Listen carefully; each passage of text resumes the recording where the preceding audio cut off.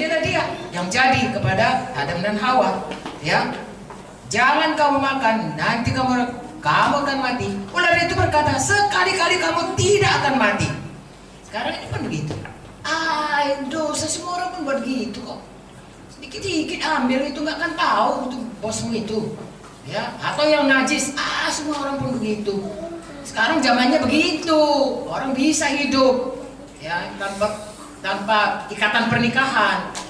Kalau cocok baru menikah dan lain sebagainya.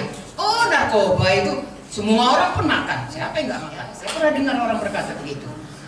Nah, saudaraku, kalau kita dengarkan itu, kita akan melihat bahwasanya kita bisa jatuh lagi kepada dosa. Sebelum kita mengikuti Yesus, tentu saja kita tidak bisa melawan ini. Karena kodrat kita adalah kodrat berdosa yang diturunkan daripada Adam dan Hawa. Oleh satu orang, semua manusia sudah jatuh kepada dosa.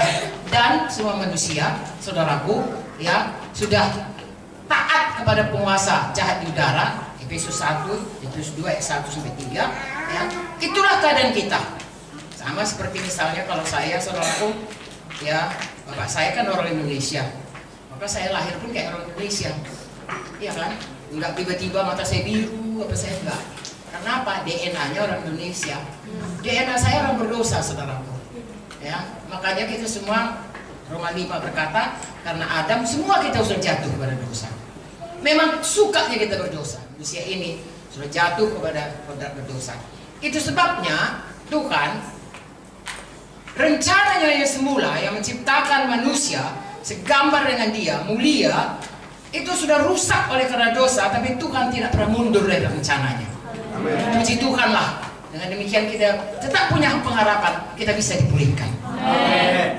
Itu sebabnya dalam Kejadian 3:15 kita mendengar Tuhan berkata, nanti ya, saya bacakan, aku akan mengadakan permusuhan antara engkau dan perempuan ini, antara keturunanmu dan keturunannya.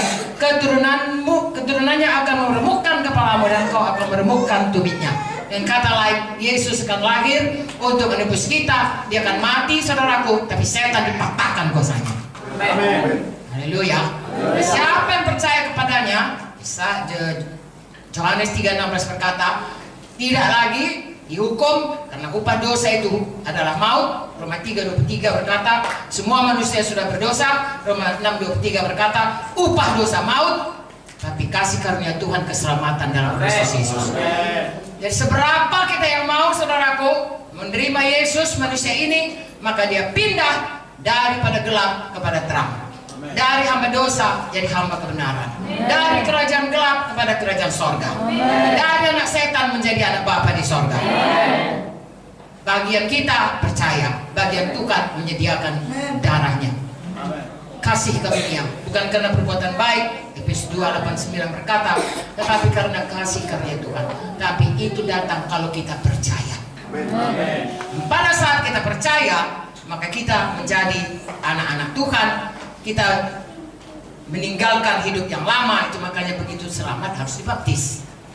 Ya, baptis selam itu tidak usah menjadi perbantahan, karena arti daripada baptis selam itu adalah menanamkan, diselamkan, dibaptiso, artinya ditanamkan manusia lama, lalu bangkit seperti Yesus bangkit dari kematian.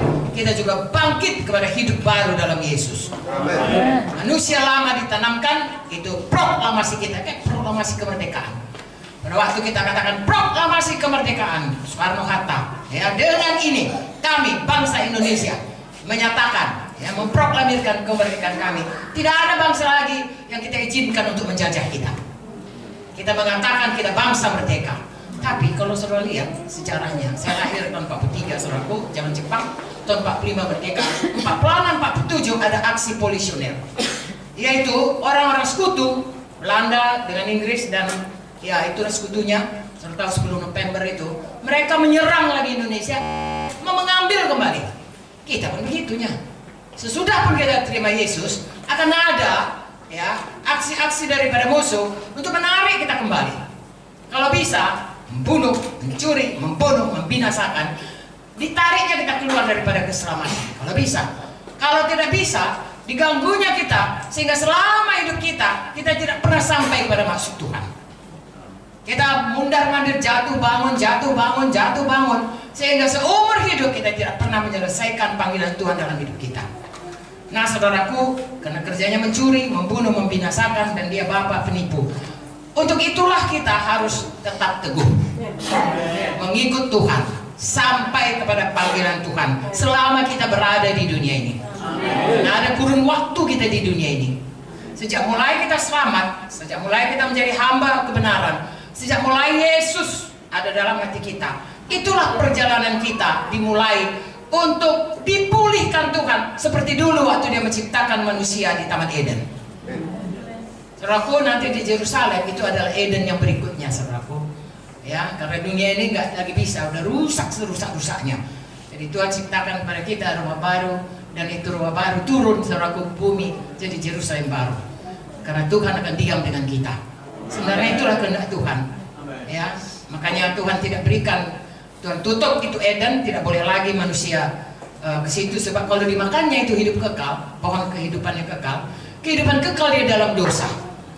Nah, sedangkan kita harus dipulihkan kembali. Dan selama kita hidup ini, mari kita terus bertumbuh, dipulihkan kembali kepada kehidupan yang seperti yang dikehendaki Tuhan. Saya dan saudara, kalau kita tidak mengerti ini, kita akan ditipu setan. Ya, ada 3 perkara dalam hidup ini yang bisa menarik kita sehingga kehendak Tuhan, rencana Tuhan mau memulihkan kita kembali seperti tadi.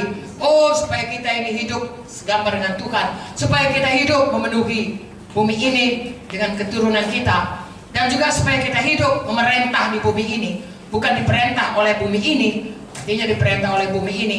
Apa yang disenangi dunia ini yang kita ikutkan, tapi kita yang memerintah. Artinya, saudaraku, kita yang menentukan bagaimana kita hidup benar di hadapan Tuhan. Haleluya.